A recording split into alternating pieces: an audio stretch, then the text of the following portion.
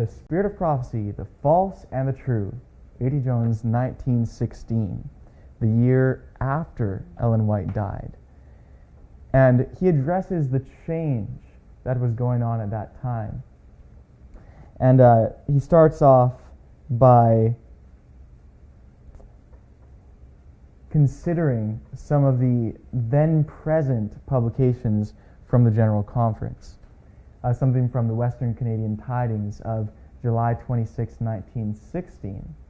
And if you want to scroll down a little bit here, they quote Revelation 19:17, or 12:17 and 19:10, and then following that, it says this: "We wish to emphasize the words and have the Spirit of prophecy." Yes, they have the volumes of the Spirit of prophecy in their homes for the purpose of getting the counsel into their hearts. That was in the Adventist publication that he was referring to. So he said, then upon that, there is said the following. So this is the quote right here. And notice how they're saying that the meaning of "and have the Spirit of prophecy" is having the volumes of the Spirit of prophecy in their homes. So you see the change, right? We read all these statements from the pioneers. They were stating so clearly what the Spirit of prophecy is. 1916, by July 26, 1916, what are they saying? Well, to have the Spirit of prophecy means to have the volumes, the books in your homes. Is that really having the Spirit of prophecy? No. So A.T. Jones says, that word says that these people have the Spirit of prophecy by having, or because they have the volumes of the Spirit of prophecy in their homes. You can go on. And even then, this is not in order, or for the purpose that they shall get the Spirit of prophecy into their hearts, but only for the purpose of getting the counsel into their hearts. And that is only plainly to say that these volumes are the Spirit of prophecy, and that the people and that denomination have the Spirit of prophecy by, and only by, having the volumes of the Spirit of prophecy in their homes. And don't you see that this is exactly how we've been raised, right? This is exactly it. We've all had these books in our houses, and we're told we have the Spirit of prophecy. It's right here. It's on the bookshelf, you know? And this is exactly what he was addressing. Isn't it so pointed to exactly what the condition of Adventism has been?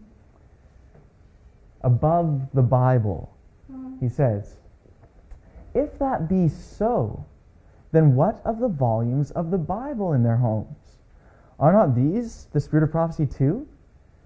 To this question, the SDA's answer, no. And they have always answered no, that the Bible is not the Spirit of prophecy. Now, it is indisputable that whatever is the Spirit of prophecy, it is of a higher order and character than anything that is not the Spirit of prophecy.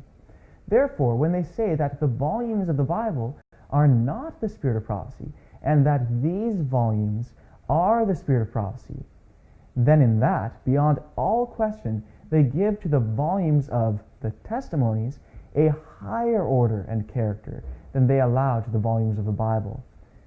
That fact they never can escape.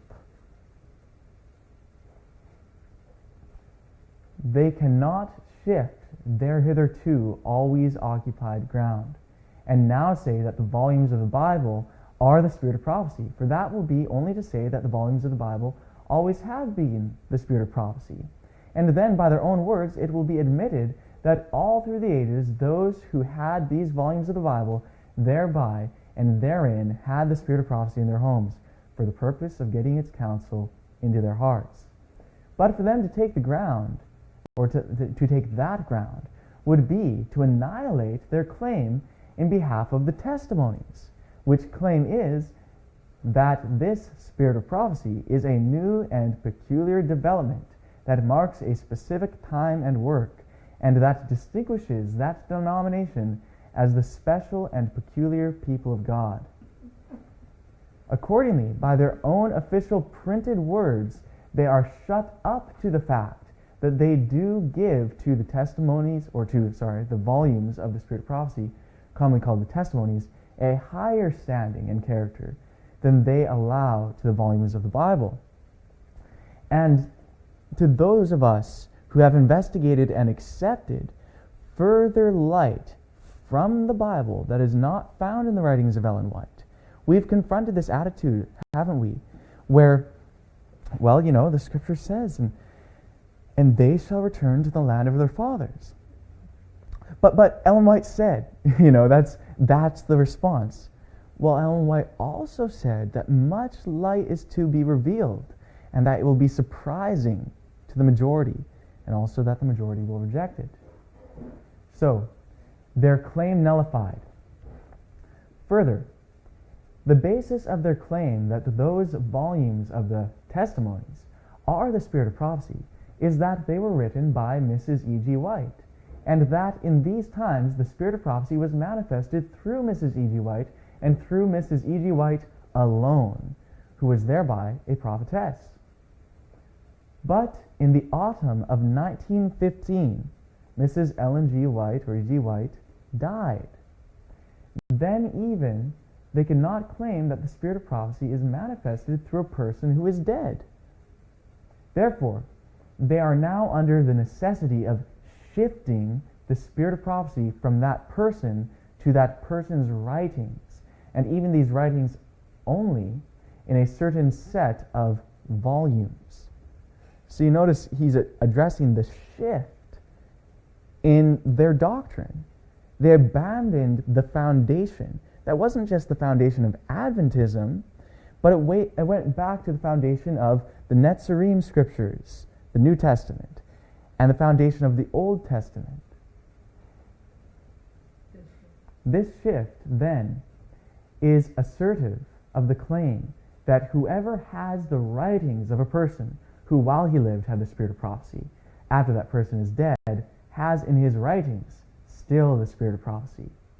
But that is again to say that whoever has the writings of the prophets of the Bible has in those writings the spirit of prophecy, and that all through the ages this has been so, and this destroys the very foundation of their claim as a denomination, that because of the spirit of prophecy, as manifested through Ellen G. White, and now in these volumes, that denomination has a specific and peculiar standing and character as the true church and people of God. Their dilemma.